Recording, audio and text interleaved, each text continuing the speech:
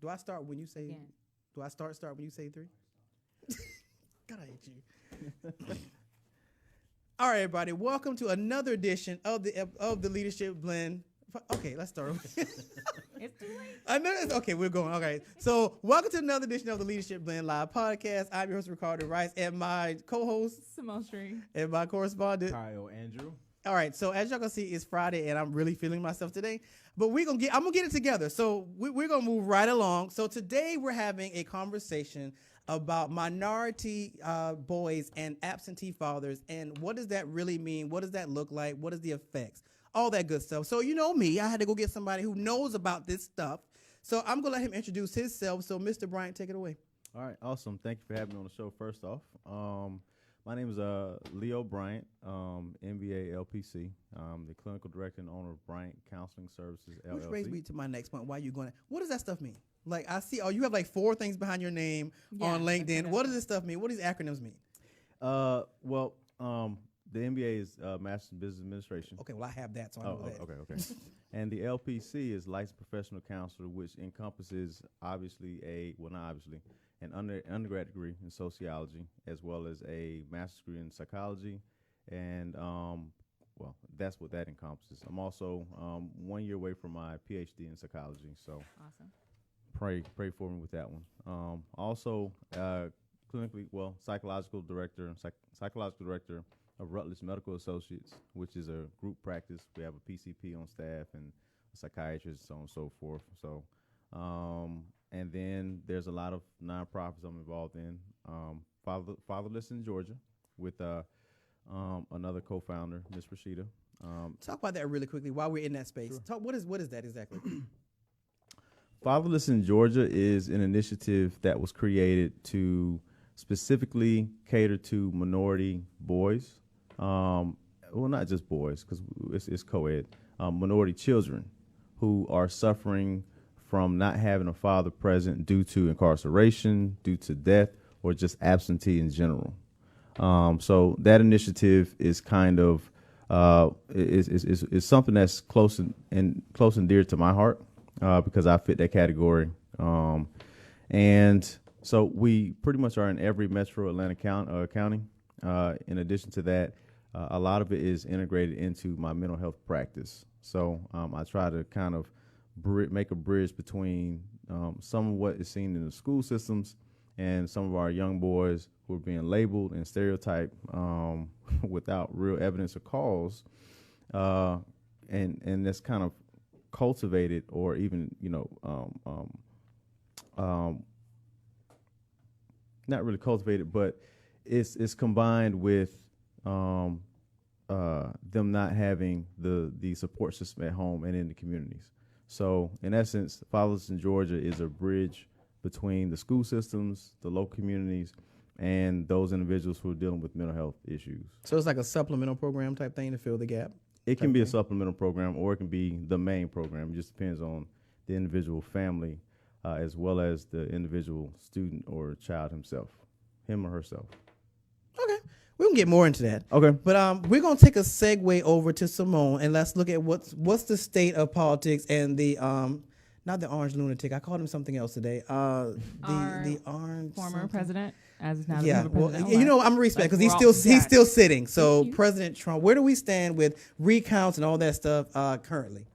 So today was the day that we knew that our Secretary of State, Brad Raffensperger, was going to certify the election results, and he has. He's got a few quotes out in a couple of different publications saying that he's been an engineer all his life and numbers don't lie. And so we've done the whole recount process, and that Georgia is still certified for Joe Biden as it was before. There's about a 12,000 vote difference out of the 5 million that were cast. So it's half the state, essentially, about half the state that ultimately did turn out, which is really awesome. And the hand count affirmed what we heard. So all throughout the week, there were lots of different reports popping up about different ballots being found in different counties, and like 100 here and 1,000 there, and everybody was very concerned. And all those were always counted, and they just never changed the margin from really where it was at all. There to the extent that there were errors, they never changed any of the results. They were human errors. There was no proof of any widespread voter fraud. And Tucker Carlson, who's a very famous Fox News reporter and contributor and political commentator in general, has been getting a lot of flack this week from a lot of conservatives for appealing. I don't know if you've seen any of those headlines, but essentially he called out Sidney Powell for not seeing any evidence with regard to voter fraud claims, and has recanted his previous statements about Georgia having all this fraud, and says that he'll always correct himself when it's wrong, but has taken a pretty big beating, I think, in the media just for discussing Georgia and, what evidence there isn't here. So whatever evidence that they're going to find, I hope that I'm sure they'll still be looking. Trump still has active suits in 3 different states right now. Others have been overturned one by one. They were saying that not since the 1876 election has anything been this contentious, has a president been this upset with regard to overriding votes. And there's something to be said about that. But today's also Joe Biden's birthday, so happy 78th birthday. Oh, seriously? Yeah, he will be the oldest 78? president. He'll be the oldest president, so he'll surpass Trump, he'll surpass Reagan. The average age of a ascending president is 55 years, if anybody's interested. But he did get a medical report. His doctor said that he was in, I think, strong health. Vigorous health is the word that he used. Not excellent or perfect, which I think was Trump's physician's language. Joe looks Yeah, good. he looks really. Did you see him jog? running out He's there? Jog, yeah. He's almost great. 80. I He mean, looks what is he supposed to look like? He's almost 80. Right. So 80-year-olds there's can't 40-year-olds jog who like can't jog. Yeah. So I was impressed. Y'all are easily impressed. Y'all clearly easily impressed. I don't know what That he's was supposed to look like. He's almost 80 years old. In the event that he cannot finish, Oh my God. we have to have these real conversations. Kamala will step up, correct? Yes. That's what the Well, VP does. that makes me a lot better than if Trump had pushed up daisies and Pence took over.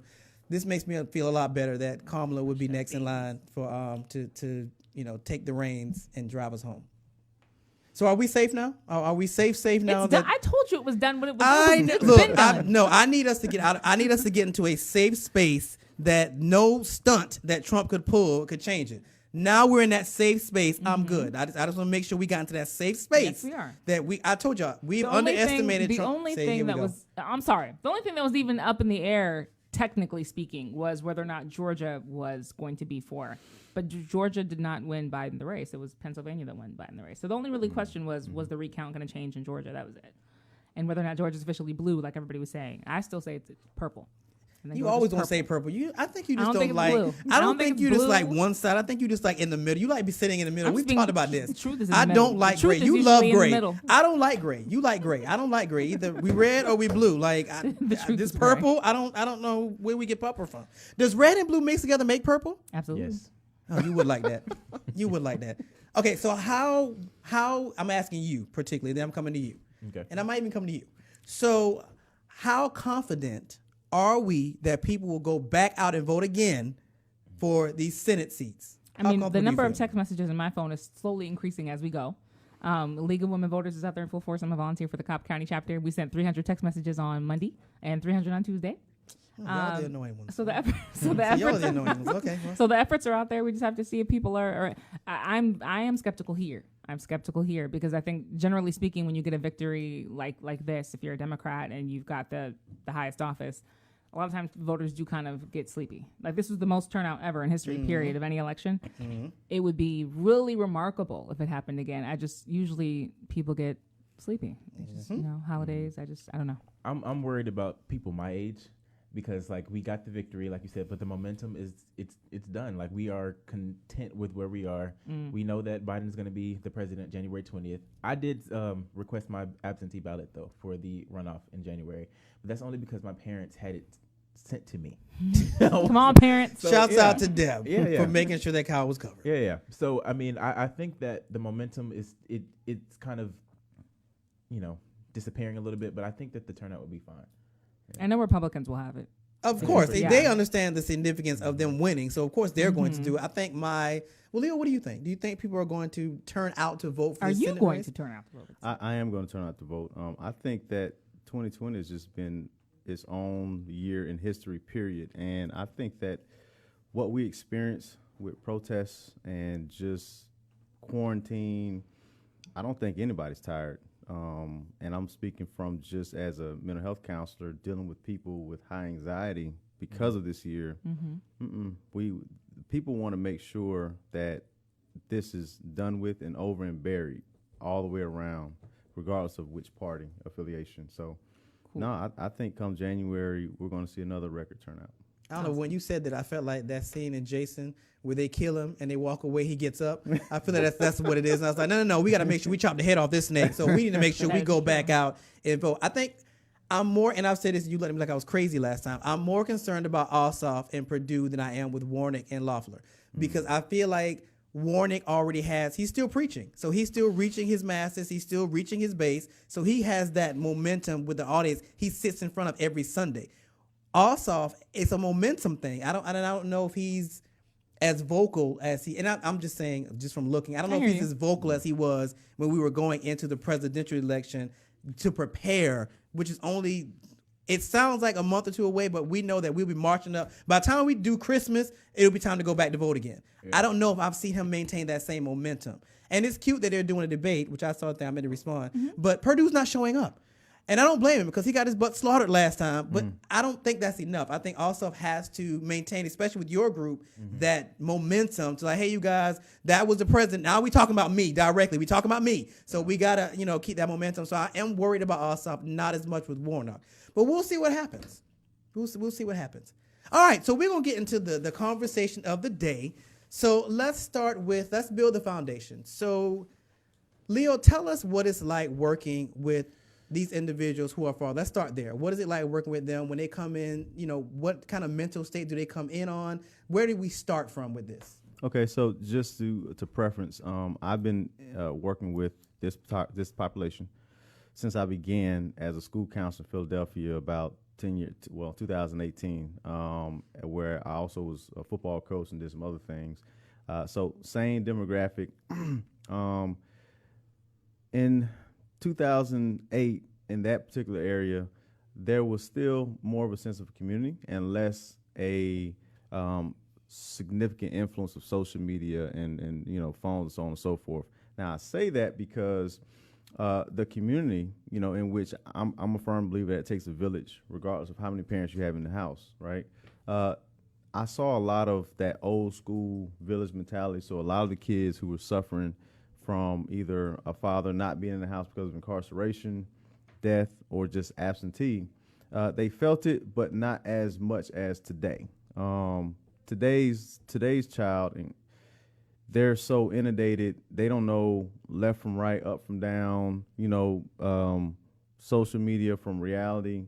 So it's more of an issue that both parents, specifically a male parent, be present because there's just no guidance. And that's what I've noticed is the biggest problem, especially when it comes to the children in school having issues and being labeled as defiant or oppositional, so on and so forth. All of those terms are not in the DSM-5 anymore, thank God, because it was just an overabundance of anyway, that's another conversation. So to answer your point, I just want to get some legwork and just to change in time. It's worse now than ever because most men who normally volunteer through Big Boys or Big Brothers, Big Sisters, and all those organizations aren't doing it anymore. Same thing with Girl Scouts and even coaching with different sports. So there's a lot of people who are just not making the time to put in or be available to these young people. So organizations like mine are seeing an influx, and it's not the boys asking for help; it's the parents asking for help, and not just the moms, the single moms. It's also the single dads. Really? Oh, absolutely. Because again, you're dealing with so many generational differences between this generation versus 10 years ago versus 20 years ago, so on and so forth. It really depends. I couldn't even get my IG live going. So that's just a small example of how important it is to have more of us and a diverse group of us, right? Available to each individual child. When I say diverse, I'm talking about from a sexual preference, from a industrial or vocational aspirations to age, like all the way around, because these kids are so intelligent and so inundated in information that they don't know. Just a quick personal narrative. I've got two sons, 11 and 16. And my oldest son, for the longest, he didn't know if he was white or black. And I'm in the house every day. Wait, what? He didn't know he didn't know what poor was. And I'm like, what, dude? Hey, I'm from the hood in South Florida. What did you mean? Yeah. I came up, but his world has been suburbia and has been, primarily, with, I can't even say white because they all act the same. So there's a blur. So even I had to kind of go to some of my friends and my siblings and say, hey, can y'all talk to my son because I can't connect. So our message in Fatherless in Georgia has grown exponentially as it pertains to not just being what you would think it is just by the name. And now is more or less, can you, as whoever you are, bring your authentic self into this room with this young person and match their spirit, because they have something going on and they need your information. They need your essence. And that's totally different than when I was in Philadelphia, right? And I'm not even from Philly, but and I was coaching and counseling. It was still a lot of, hard stereotypes being enforced, right? If you're a boy, you got to be tough, so on and so forth. If you're a girl, not anymore. See, I used to flourish back in that time because, I was raised old school, just straight black and white, boy, girl, that's it, right? You get a whooping, you get so on and so forth, corporate consequences. No, that ain't the case nowadays. So nowadays, again, even the way I administer psychotherapy and counseling is totally different. It's more of me having to learn these individual kids, right, and really listen to their story and allow them the opportunity to educate me on them first and their situation, and then administer what I think needs to happen. The last thing is narrative stories. I tell every person volunteering as an adult or every parent, tell your children stories about your childhood. Sit down, have a meal, talk to them, because the simple psychology of a child still hasn't changed. Even though they're intelligent, they aren't experienced. And when they lack wisdom, they need information. And if you don't allow yourself to give that information, right, and be present, then they don't have any kind of foundation to pull from when they're in this internet age surfing. They don't know what's real, what isn't, because they don't have any baselines. So Fatherless in Georgia has evolved, and not on purpose, from drop your kids off, let me do some after school stuff, let's talk man to man, quote unquote, to no, let's sit and let's really have intelligent discussion that includes active listening and is as round as this table. There's no me talking to you and you talking to me. No, let's hear every side of it. That's pretty much in as quick as I can. Oh, we got time. We got time. Okay. So let me ask you this. It's a lot. I know. So let's start unpacking this. So let's go. Is it the absence of a father that makes a difference, or is the absence of two parental units to help provide two different perspectives? No, it's a great question. Yeah. It's actually, let's broaden a little bit further, and then let's go macro then micro, right? So sociology study of how a group affects an individual. Psychology is how a person internally thinks from, so if you think of lineage, think of a straight line, okay? So when you have traditionally two parents, right? When you think of two-parent household, you think of two different styles of parenting, two different styles of background coming together so that this one individual person can, in essence, pull from, each parent as they need. Well, what happens when this individual child, they don't identify with either parent because the parent can't identify with the world this kid is in? When I was growing up in the 80s, right, my world extended just to the end of the block. That was it, right? Or as far as I can ride my bike, that was it. I didn't think about no other countries, nothing like that, right? So the people along that block, they raised me. And the people in my household held a significant position. When we talk about family hierarchy, right, whether it's a matriarch, the mother, or female's the head, or a patriarch, right, or oligarchy, or so on and so forth, that was very influential to my and any individual, pre-internet. It was very individual. It was very important to their cultivating their growth. Well, nowadays, kids don't go outside. That too. They don't ride the bike down the street. Yeah. They don't know their neighbors. My sons don't know the neighbors. They don't. They live in their head and they live in their box. And unlike my box, you can sit out on the porch and you can see my box. Mm-hmm. You know, hey, don't go play with Knucklehead down there. And, watch out for, little Jimmy and Mikey and so, Now, I don't know who gamer 5, 6, 7 is, on this PlayStation thing. I'm listening. I'm like, is this a grown-up? Who is this child? So the way that parents can oversee, right, and kind of, in essence, manipulate their child's childhood and what they experience is totally different. Even organized sports. I coach Tiger Cubs, right, in Douglasville. And, everything is a play date. But even in the play date, when the kids exchange information, it's not, can you come over to my house? It's, hey, what's your Xbox on and so forth. And now you think your child is playing a game with the kid on the football team. He's not. Mm-hmm. He's playing with whoever's in that kid's network and whoever's in that kid's network. So the policing, and I hate to use that word, the policing that parents, two parent or one parent used to be able to do, even with grandparents present in the house, it's like it's not working. So what happens is now you have all these new mental health issues that are developing, right? Because of just this new world. And you have parents who they're present. Some dads are present now, right? Mm-hmm. And they're ineffective. Like I was with my 16-year-old, because we don't understand, they don't understand the world that these children are asked to navigate. To get even more macro than that, can we talk about what the problems are? Like when you said mental health, and I was going to ask about other areas, but what about mental health? So one of the main ones that is a traditional challenge in households, and specifically with black males specifically, is the lack of respect towards the black woman. More so the mothers, the teachers. That is huge.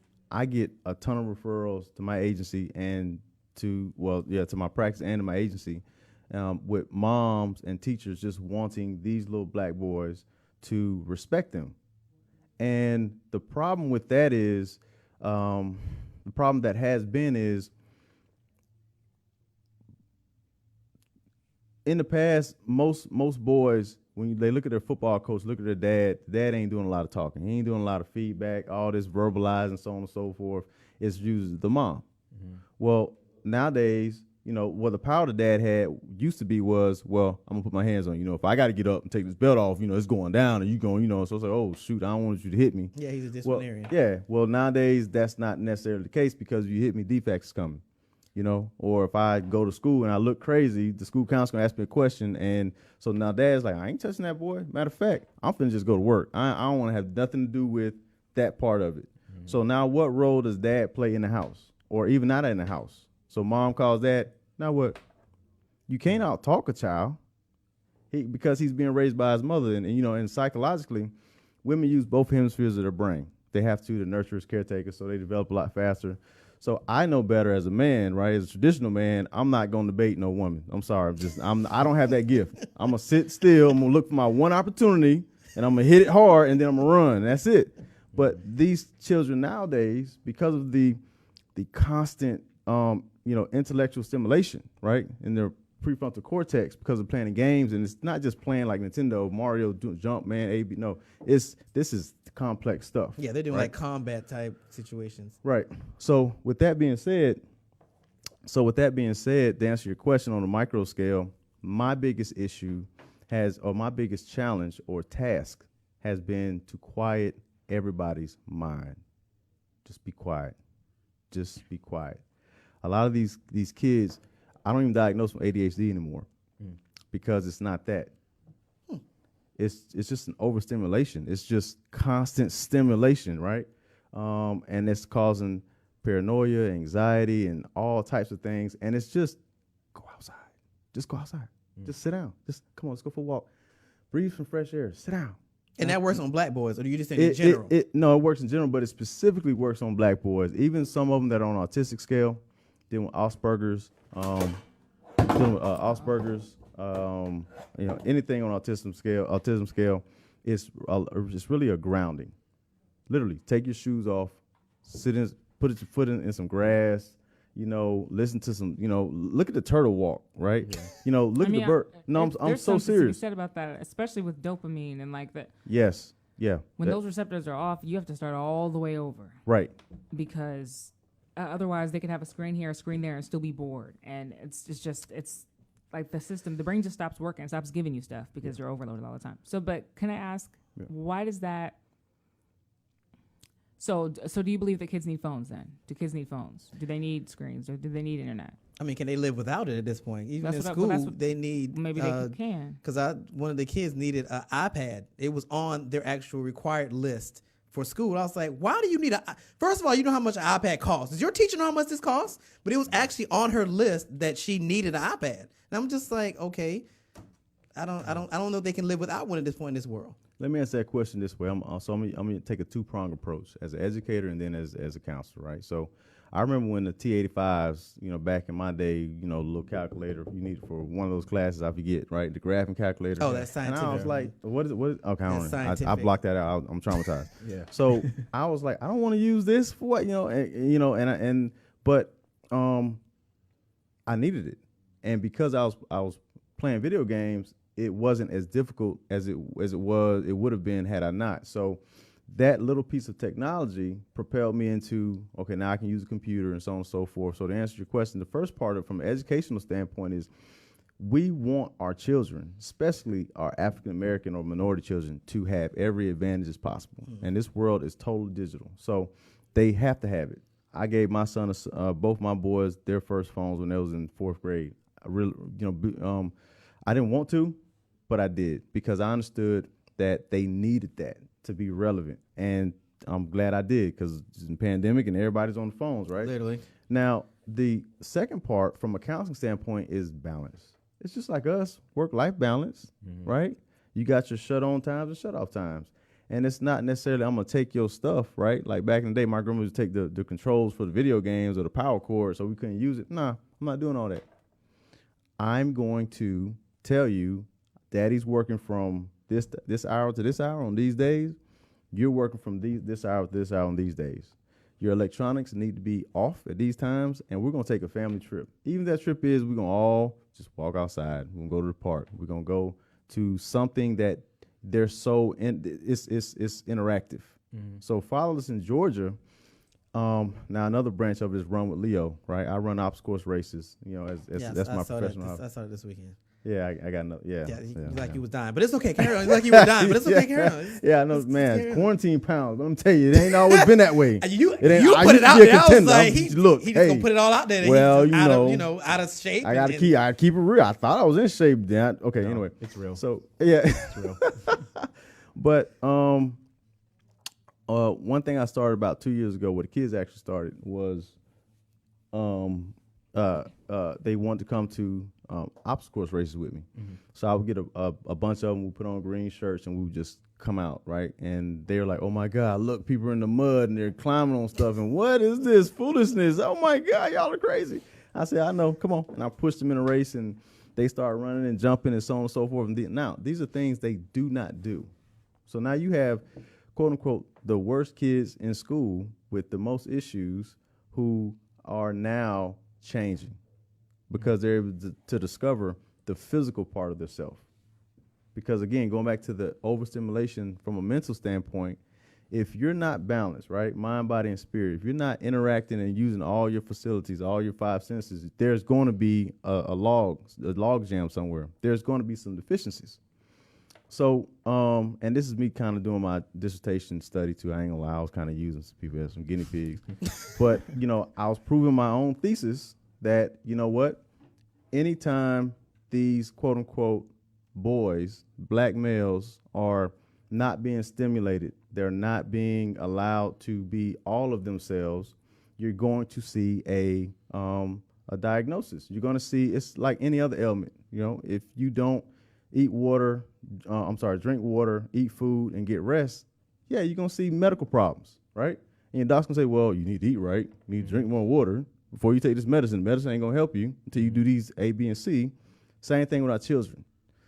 So when I go into the schools and I'm talking to the principals, assistant principals, the deans, whomever, because these kids are so bad, and I put them on a treatment plan that includes, hey, when the kid is acting up in your class, let them take a walk, get some water, right? Let them stretch. And I tell them when you're in the restroom, stretch a little bit, breathe, do some little punches, whatever you got to do, some push-ups, just get your blood going a little bit. And then they come back, they're like, oh my God, it works. And I can go on and on with case study after case study, just demonstrating this, right? So to finish answering your question, Simone, is I said that wrong? No. Okay. I had a brain for it. I thought I said your name wrong. To finish your question, most of what our children are needing right now is less from medication and less about the fathers actually being present, and more about us as a village, right, being accessible. And this is the best time. We got FaceTime, we got Duo, we got Zooms. Like, I know at this table alone, my sons, right, my black boys, need to be able to speak to each individual person in this room, because you all have a background and a skill set I don't have. They know what I know. They don't know what you know. And what you know is what they need to be competitive in this particular market, not just academically, not politically, not industrially, but just as human beings, because it's a new world. So in essence, not having both parents in the house, I don't believe from my experience professionally and personally, is as critical to the healthy upbringing of a young person as it once was. So how long have you been in like the school system? Like you said, you started in Philly, and you're currently still there. Indirectly. Okay, Yeah, so yes. Have you seen an increase in male teachers, and like if so, has that had an effect on your work? Or because you said they disrespect women the most, and so like ever since I was in school, people have been like, well, we need more male teachers, and in middle school I had one male teacher, and like all of us, we went to him because he was like, he was Mr. Brown, So I mean, what do you think about that? The sad truth about your particular question is, and I was a former assistant principal as well. When you have a male teacher, you almost automatically put them in middle school or high school first. And that is the wrong thing. I've always been a proponent of they need to be in elementary school. And I take that from there's a school in Harlem, I forget the name now, but in 2010 I went to Harlem with my principal, and they had a 100% graduation rate and 100% transition rate into college, and their school was a charter school from age, I wish I can name. I know what you're talking about. I can't remember the name, but I know what you're talking about. Yeah, from K through 12. And we sat that weekend, Principal Chris Johnson and I, and we just listened to, the administrators just talk, right? And we interviewed some of the students. And the thing is, when you're integrated from kindergarten to 12th grade and all you see is us, think of the comfort level. Think of, it's almost like you were born into a world where all your superheroes look like you, versus when you turn on Marvel and so on and so forth. Oh my gosh, Black Panther, that's one superhero. But if you go to a situation where everything is you, then you don't suffer from what's called double consciousness. And double consciousness is a simple term. It's like when a black male is riding down the street and you pull over by the police, you first think, well, I got pulled over because I'm black. And then your second thought is, oh, well, I got pulled over because I was speeding. So that's double consciousness. So we can eliminate the double consciousness. Now you're dealing with a single conscious. So when a child has an issue in that school in Harlem, it ain't got nothing to do with mommy issues, daddy issues. Nah, something's going on with this child. The same thing that would be going on with a white child or Asian child in another school, and you can deal with it, and it's more realistic. So to answer your question, the short answer to your question is there has been more male teachers. And I think that's a great thing, but it hasn't been concentrated in the areas I feel like it needs to be from a age bracket. There's also this thing called the pipeline from special education to incarceration. I don't know if y'all familiar with that, but in essence, the studies say and prove When a child cannot read, I said child, cannot read by third grade, the probability of them going or being incarcerated by 14, right, 18, 8th grade, 9th grade, is 10 times higher than if they can read. So in essence, if our black children, our little boys, aren't reading by third grade, from a literacy rate, well, they're more enticed to not finish education. Why? Well, if you had education is a building block. Yeah. And as you cognitively grow, right, and cognitive is just a fancy term for you become more aware of your world, right, then what's the incentive for you finishing? So we talked about the school to prison pipeline a few times, but the literacy statistic, and that cuts across race, period, because there's It does indeed. high levels of illiteracy in prisons. But when you said special education, is that what you meant? You mean special ed? What do you mean special education? I mean exactly, yes, special education. Specifically, when a child is labeled, right, and it may be a label that's needed. I'm not saying labels are bad. It isn't, right, especially if the treatment plans are there and there's the help and support, Gotcha. right? But when a child is labeled, and I see a lot of children, even in preschool, children are labeled already. I'm like, hey, time out, wait a minute. We can't diagnose this child until at least 7, 8 years old, right? And they're like, well, do something, put them in. Like, no, don't do anything. Leave them alone. Let them, they're okay. Every 3 to 6 months, they change. Just relax. But in these situations where there isn't a person who's advocating for these children, right? There isn't a Mr. Leo or Mr. Bryant or whatever saying, hey, don't do this for these reasons, right? Then now these children are labeled. Oh, well, he's ADHD. Let's put him on Concerta and Seroquel and so on. So no, don't. You're messing with the development of this child's mind. Don't do that.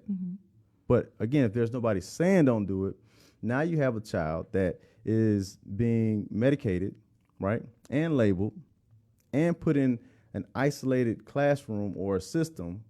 So by the time they get 5th, 6th, 7th grade now, and they come to me for clinical therapy, right, or psychotherapy, I have to pretty much treat them like I would treat a damaged adult of 30 years old. I got to go back and I got to pull all these scabs back and clean it up and sew it. And this is a child. And you got to do it quick because, again, every 3 to 6 months, they're changing, which is good. It makes kids resilient.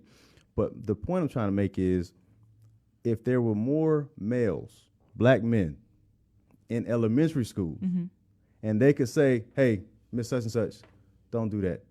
Come here. Jalen, what are you doing? Don't go sit down. You, boy. So can we talk right? about that a little bit, about Sure. adults and what we could be doing? Because I thought that there was a shortage of male teachers in general.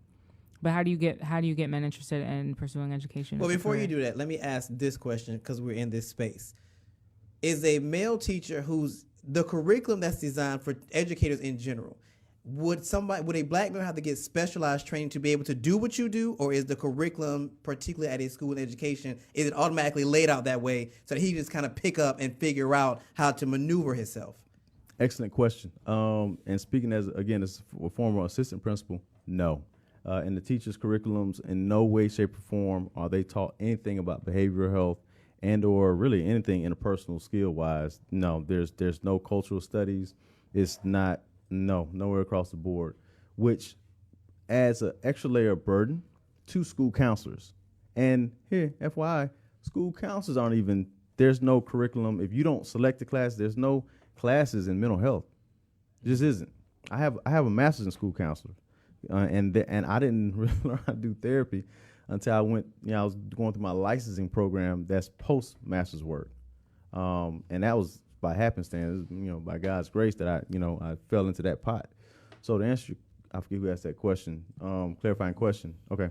But no, there's nothing. It's almost, and I know this is a different industry and different, I'm kind of going to the left, but same thing with like policing.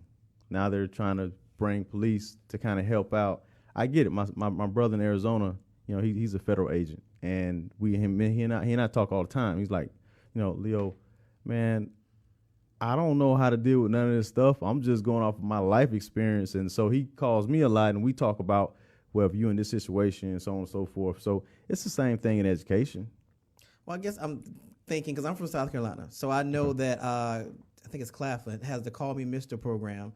So now I'm curious about their curriculum. Are they specializing treatment for black males? Because it's designed kind of to inspire and kind of spurn male educated teachers. That's why it's called Call Me Mister. So I guess I'm curious about that. Now I want to look at their curriculum to see if they incorporate this kind of stuff specific to minority boys when they get into the classroom. I'll tell you what is something that is being integrated now is every profession, most professions have continuing education units, right? You got to keep constantly go back, But the problem with that is a lot of what we're discussing is optional. You got your core continuing education units, ethics, morals, laws. But then they say, for example, for my license, I got to get 36 every year or whatever, right? 36. But I can select 36 hours worth of courses and have nothing to do with how to deal with the individuals that we're talking about. Now, my fiance, she went to HBCU and she's also in social work and so on and so forth. And now I know because it's a HBCU, historically black college and university, she had to go through a lot of what is needed. So a lot of her and her cohorts, they're better suited. She's from Houston, Texas, and now she works for the government here. And they're just, pulling her for information left and right. And they all have the same degree, but the curriculum was different. I went to one of my masters from Gwinnett Mercy College, which is a Catholic school in Pennsylvania, and I distinctly remember during all my courses, I was the designated, speaker for the entire race of African America, right? And that's how it goes. But it was okay though. It was cool, and I was happy that my classmates and professors were able to hear my version of every theory. Which kind of goes into my PhD work and why I want to write publications and rewrite some stuff in the DSM, which is the medical kind of Bible for us, because there's just not information from us. And it matters. It matters. Our feedback matters. You would think your voice doesn't matter. It matters. And it's unfortunate that the powers that be won't listen unless you have all these acronyms and letters behind your name like I do, which I knew that, and that's why I'm pushing. I'm not a nerd. I don't really want to be in school, but I understand nobody's going to respect what you're saying and your observations unless you are, quote unquote, educated to that level. Correct. So to kind of go with Simone's question, it sounds like the issue isn't just getting males inspired, for lack of a better word, to go into education. It's the curriculum isn't really catered to prepare them effectively to deal in these classroom settings. Well, with our kids. That's one part. Then there's an ugly other part. There's a side of it that we don't want to talk about, and we don't talk about. Speaking as a male, I don't know how many situations I've been in where, hey, I'm a man. These are little girls. Who want to deal with that? I don't want, no. And then all you can do is just say, Mr. Leo did this, Mr. Bryant did that, and who? No, I don't play them games, right?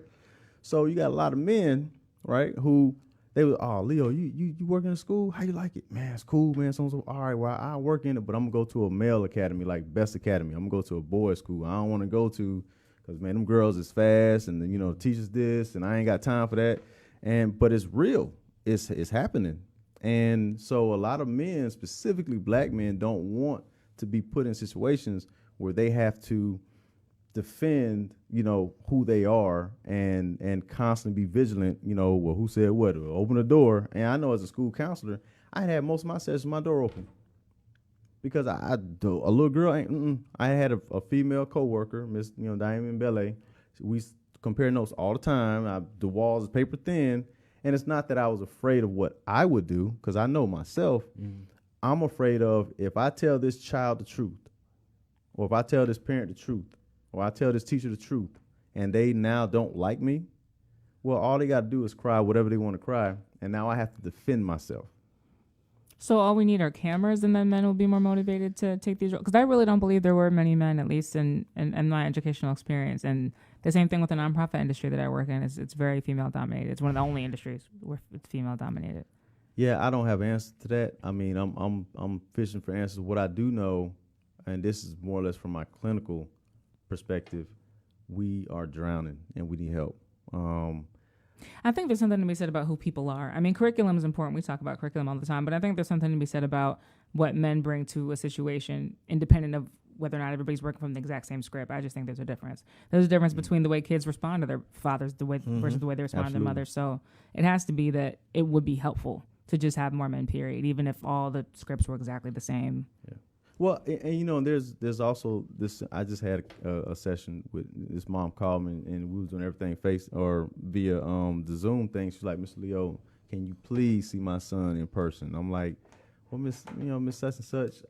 I mean, okay, well, come on, come to the office. And we came to the office, and I didn't pick up on this in the video, but when me and this young man, he's 13, we got in person, and I really started looking at him, Ricardo, and I started smelling on him a little bit, right? And Kyle, I started, kind of just watching his body language. I said, wait a minute. I know what your issue is, because he was, cussing out the teachers and, getting kicked out. I'm like, and yelling at his mom and his grandma, and I'm like, something ain't right. And then it hit me. He's going through puberty, and he's frustrated, and he has nobody to talk to about the little girl he likes, and, the changes with his body and this and that. And then so I said, oh, okay, well, let me put on my daddy hat real quick, and let me just talk to him like this is my son. And I just started having regular layman term language with him, talking about, the little dreams at night and what you're feeling in your pants and this and that. And he started smiling, acting goofy, and, and his whole disposition changed, right? Mm-hmm. And so then I was talking about, well, do you like her? It's like, what you talking about, Mr. Leo? Come on, boy, stop playing with me. Don't play with me. Come on, man. What's doing? And, so we started rapping, and he opened up, right? This little defiant child who don't want to talk to nobody, who's getting smart with me. I'm like, hey, time out, wait a minute. I ain't your mama. I'm not going to do this talking thing, right? Mm-hmm. So once we established that, and it was a safe zone that he has nowhere else because there's no men in his life, right? He sat back and he relaxed, and we talked, and I gave him some advice and put him on some game, quote unquote, right? And so he left skipping and happened. He gave his mama a hug going out. He said, I'm sorry, and I'm going to do better, and this and that. I was like, okay, well, yeah, go ahead and, get that girl, right? And he was smiling, and he was walking, a little taller. So there is something to be said to, I forget who made that point. It does matter. And I think the same would happen if it was a little girl, right? Yeah, because my dad would tell me something once. Me and my mom would fight, see. But my dad would just tell me once, and it wasn't even, it's just different. It's just different. Okay. So Leo, how old are you? Because for context, I'm 38. Okay, so me and you are almost the same. I'm 41. So it almost feels like we're going backwards because in our day we had a village. Like there was four of us in our neighborhood. And I talk about this all the time with my personal experience. There was four of us. All of us had both parents except for one child. And if you got in trouble on the bus, my parents weren't home yet, but Sandra was. So when you got in trouble on the bus, Sandra knew. And by the time your parents got home, they knew because Sandra told them. And then on Sundays, we had the church to fill the gaps. Now we don't have any of that stuff, and we're saying this is what we got to go back to in essence. Yes. But that's where I feel like adults could really step up, because I don't think adults put enough of this on them either, even in this places where we're in the same city, because a lot of families are just disparate and just disconnected and just not plugged in with each other. Like I'm on the other side of the country, but when I go back and I talk to my cousins or whatever, and I'm asking them when they've seen that cousin or that aunt or that uncle, it's like, oh, last Christmas or last whatever, like they're digital even in the same zip code.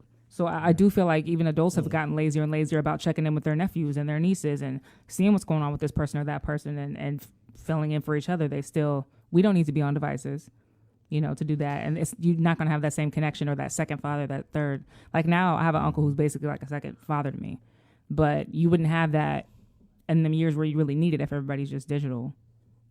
You're exactly correct. Y'all don't know this, but I'm the oldest of 8 children, 6 boys, 2 girls, right? And my sister, one of my sisters, she has a son, Jody. He's 13, and she put out on our family group me, hey, y'all, I need some help with Jody, so on and so forth, and his father is in his life and this and that, and I saw it. Nobody responded, and she put on like 4 or 5 times, and it was during the quarantine time. I said, you know what?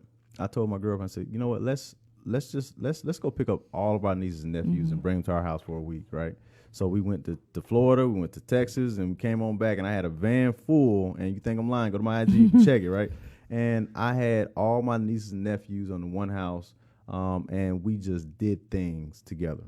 And prior to that, nobody called me. They didn't text me. Now they FaceTiming left and right. Uncle Nard, Uncle Nard, Uncle Nard, Uncle Nard, and they call me Nard. How about say that's important? Okay. But case to your point, I had the same realization. I was like, well, how can I help the situation, right? And it was like, well, go get them, dummy. What do you mean? How can you help? Go spend some quality time. You doing it with your sons. Go do it with your nieces and nephews. And notice I said nieces and nephews, right? And spending that time with me, now our bond's closer. Now I'm able to kind of Zoom and talk to them. And I take trips frequently back to Texas and down to Florida. I would even went and bought some ATVs and took my nephews riding because I'm like, they don't do anything old school male wise, right? Really. So, and I can't hate on them because I'm not Introducing teaching it to 'em. right. So now all they want to do is ride ATVs and want to go out and do some of the rugged stuff, and so you're correct, Ricardo, in terms of sometimes the answer is to take a step backwards. That's what it sounds like. It sounds like we need to go backwards, literally. And it's really not backwards. It's just. Well, I mean, for us, it is, but we grew up on that. So for us, it's like we know this. We grew up. We know this. Like, why are we having to teach you guys who are technologically savvy that going outside can help? I mean, but we wouldn't think like that because it's second nature for us. Like my family, especially my dad's side, is 400 strong. Like when we have a family, it has 7 chapters. We have a layout that we go to every year. Wow. So it's nothing for us on Facebook to be like, oh, one of our cousins died. It's like, oh, condolences. Hey, what happened to cousin so-and-so and so? Oh, well, you know, such and such. We already have that pipeline, and that's all I've seen growing up. So it's funny when we have these conversations because y'all are younger than us to be like, yeah, just go outside, put your feet in the grass. That's like get on, go outside and do something. And that's not you guys' norms. It's like, well, no, we want to play. I look at my nephew. My nephew does that all when I'm at the house with my sister. Javon is on that game all day and all night. He doesn't go to sleep at 2 or 3 o'clock in the morning. And I'm like, I'm thinking of Nintendo. So I'm like, how do you play this game? You only got like 18 levels. No, come on, Ricardo. I don't know any better. So I finally went in the room, was like, wait a minute, who are these 5 people in these circles, and why do you have on a headset? Who are you talking to? And then it's like, oh, he's in Canada, and he's in the UK. I'm like, and this is what you do all day. And I'm just like, wow, this is a whole nother you could do it all day world of stuff. Yeah, for sure. I don't know. So what is the remedy? Like, what is a remedy, some simple steps that people can take to kind of help this situation? Exactly what's been said already at this table. For example, I have cards. I have Uno cards and I got regular cards, right? And I'll sit a young person down. They don't know Uno. And I just play cards. They don't know Uno? They don't. You probably do, but I'm saying like. That's what I'm asking. They don't know Uno anymore. Do y'all play digital Uno or y'all play regular Uno? Uno around the table. Okay, now, cool. how we play is a different conversation. There we go. But I'm pretty y'all made it all overly I'm complicated. About old school. Exactly. Deck and red and numbers and matching. Different variations of the game. No, there are, and you got to get them rules right first. Get it right first. Don't even start to play until we talk about this is the bullshit I'm talking about. No, it's not. There's one way to play Uno. Like, right. But that's it. I went and bought a whole bunch of board games, and I just play board games. Even in my professional, I have a slogan: skills before pills. Let's just sit down and play, because now you interact with my spirit. I taught some of my nephews how to play spades. I probably shouldn't have, but I did. No, you should. Right? Everybody should know how to play so spades. We're teaming up, and we got these books going and so on and so forth, and it was intense, right? Yeah. You know, and it was like, y'all, anybody want to play a video game? No, let's play another game. Come on, what you got on and so on and so forth? No, you're on my team. But you can tell that spiritual and mental block that they had prior to was just. It was leaving. It was just dissolving. All because they weren't allowed the opportunity, or aren't allowed the opportunity, to just have a conversation like what we're doing right now. How many kids would sit down right here in this situation and just be in their head and like, oh my God, and they don't know how to get out of their head and just, hey, integrate, feel this person's spirit, right? Jump around, have some fun. They can't do it because they don't practice. And one of the best ways to practice, even with my children that are severely autistic, who have no verbal skills, ages 3, 4, 5, 6, my babies, I don't have to talk to them. We sit down and we push the Thomas the Train toy around. And I go, do, and they laugh. It's great, right? And I touch them a little bit and tickle them a little bit, and then we do it again, and so on and so forth. And I say 1, 2, it's just hands-on things. It's repetitive. It's so basic, but that skill alone will trump me doping you up on some type of medication that's just going to zombify you the medication doesn't work if somebody's not teaching you a skill while you're subdued or stabilized. And that's the missing piece from a clinical standpoint. So the same issue, and I know I'm dovetailing into some other things. I apologize. This is what I do. The same issue in education also exists in mental health.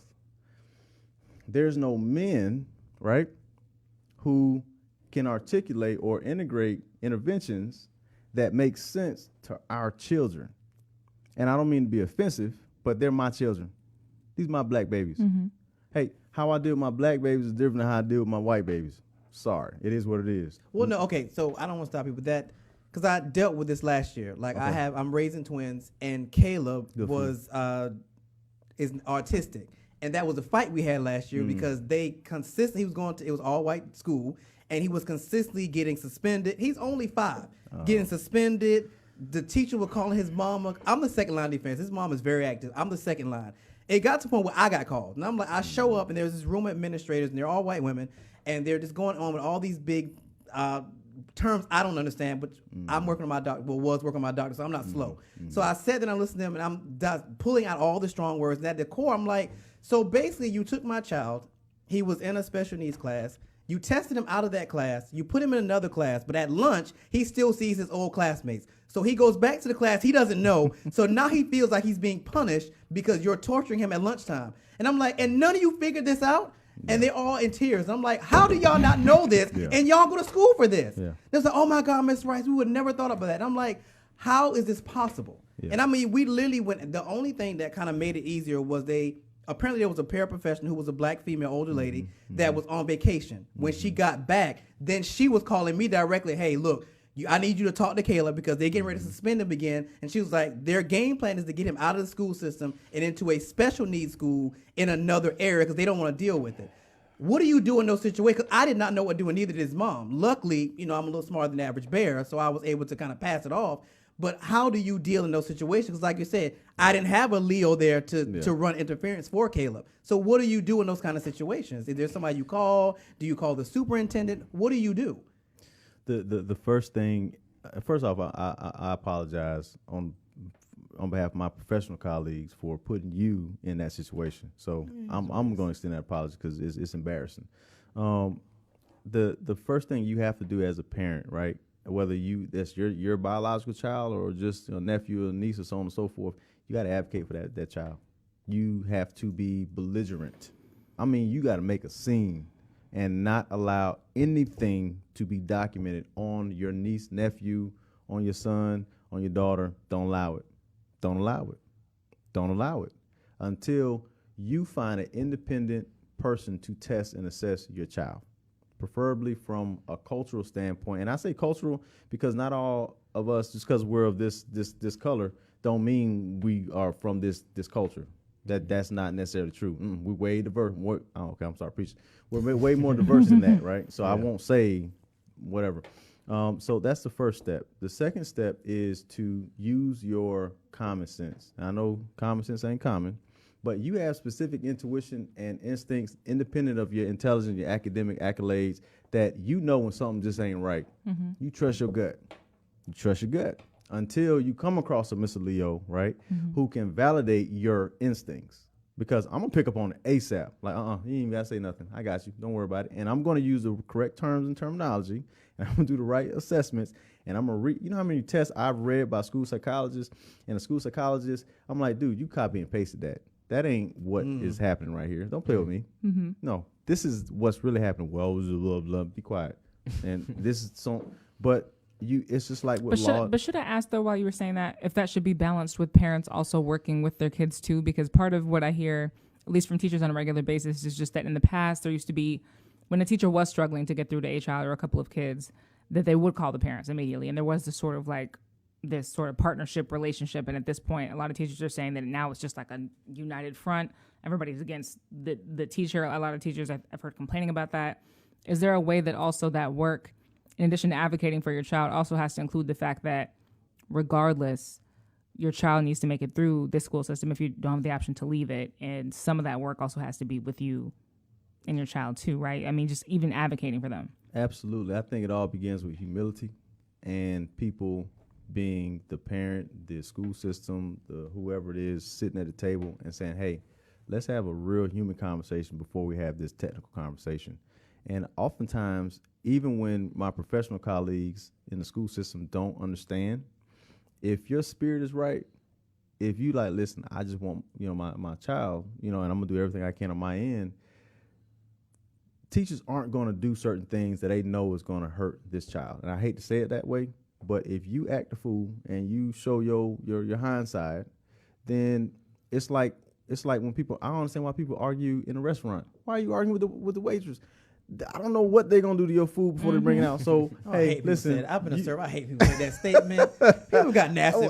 My instinct is not to spit in their food. Like, I hate people make that statement. I'm just saying. I get what you're saying, but I hate people make that statement. It's like some of us are actually decent servers. I never think about spitting in somebody's food. Well, or arguing with the cop. But before you got the ticket. Right. Yeah, well, I'm not about to play that game on because that could end very badly. You and me either. Yeah, I'm not playing that game, but But to answer your question, a lot of it begins with just really being humble. I've went into a lot of school systems in which this is Red County, right? This is Red County, and I had to change my disposition completely because my goal was to save this individual child. And the hour or two that I'm here isn't going to substitute for the 40 hours that they're going to be here. So I had to humble myself, speak that language, and help. And then once these individuals who don't understand your child know that you're not going to call them out, you're not going to degrade them, belittle them, you're not going to cause an uprising, then they'll say, hey, Ms. Leo, can you, I don't know what to do. Can you just tell me what do I need to do? And then okay, I got you. And then I'll go in and I'll tell them, and they'll be the little puppet, and they're cool with it because they know I got their back, right? And I'm on their team. What happens a lot is and this is a natural human instinct, you fear of flight, right? Fight or flight. We like, oh my babies, y'all don't like black people. It's like, you're not helping. What are you doing? This ain't how you, no. Let's come on now, right? And when in Rome, do as the Romans. And then once they see you as an ally, they being whoever they may be, right? This may be, the inverse is also true. You got the rural kid who comes into the urban environment. When I was in Philadelphia, Ben Franklin High School, North Philly, I saw a lot of this, and I had to help. Listen, you're not wherever you came from. This is North Philly. It's totally different. Let me help you out, right? Yeah, and so that's how we got things done. To use a political reference, you got to be bipartisan, right? Same thing. So. And that's why I say when you enter the room, regardless of what's happening with the child and regardless of who's at the table, have a sense of humility and remember that the goal is to help this child succeed. And that will stop a lot of stuff. A lot of times kids are labeled and sent left and right because don't nobody want to deal with your support system or lack thereof. Yeah, that's a good point. That's very true. All right. Sorry, I know I...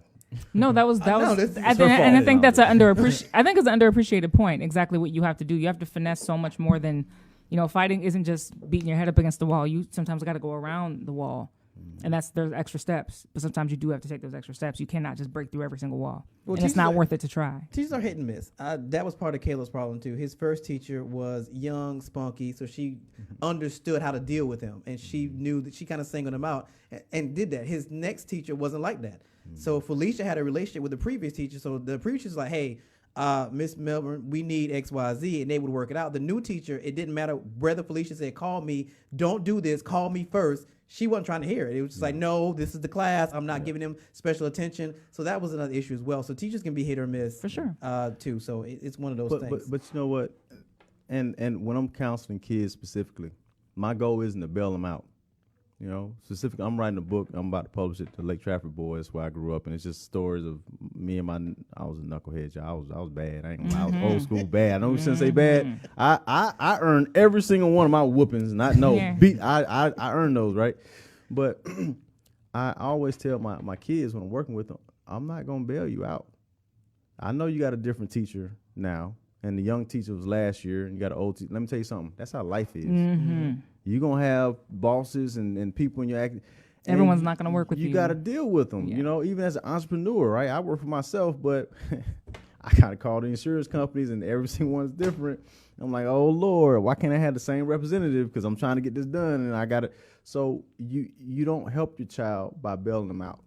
Sometimes the best thing that can happen is they go through the adversity, because it builds character, and that's another thing that's missing from this whole pot, and why I say it's not nowadays not about having two parents in the household, because I've seen a lot of two-parent household that raise horrible human beings. That is true. That is true. Because both of them are just, first off, they're incompatible, they're toxic, and they're not using any of the wisdom that supposedly they have due to the chronological age, right? And it's like, okay, let me remove you and put you in this foster system, because that system is better than this system. So, and I say that just to say that our original point we made in the beginning of this podcast is still valid now, in terms of it takes a diverse village, and it takes people being accessible. And it doesn't really matter as much who's in your household as much as it does who do you have access to when you turn this phone on, that computer on. All right, we'd be here all day, because this is amazing stuff. So I'm going to tell you like I do, and I'm very serious about this. I have to get you to do another segment. I have to bring you back, because I feel like we just got started to really get into what's going on. Well, so I feel like I'm at home. I mean, you know. We do that. We got to have we ask the hard questions. We won't have no problems. We'll ask questions. We'll ask insightful questions. All right, so we're out of time, so we want to thank our guest today, Mr. Leo Bryant, for being with us. Thank you, sir, for making this amazing. Like, I feel like I learned some stuff. I don't be quiet for that long, so I feel like I learned some stuff today. On next Friday, I didn't tell y'all, we won't be here next Friday because it's Thanksgiving weekend, and I won't be here. And yeah, it is we'll be Christmas shopping. Black Friday. Yes. The devil's a liar. The devil's another liar. I'm not spending money I don't have. So we will see you guys the following Friday when we have newly elected Cobb County DA, Mr. Flynn Brody. He was a friend to the show. We did him 2 years ago when Simone actually started. That was her first show. So he'll be back on December the 4th to talk about his plans for his new position, which is going to be very interesting. So we will see you guys on December the 4th. Same time, same place, on the Leadership Blend with your host, Ricardo D. Rice.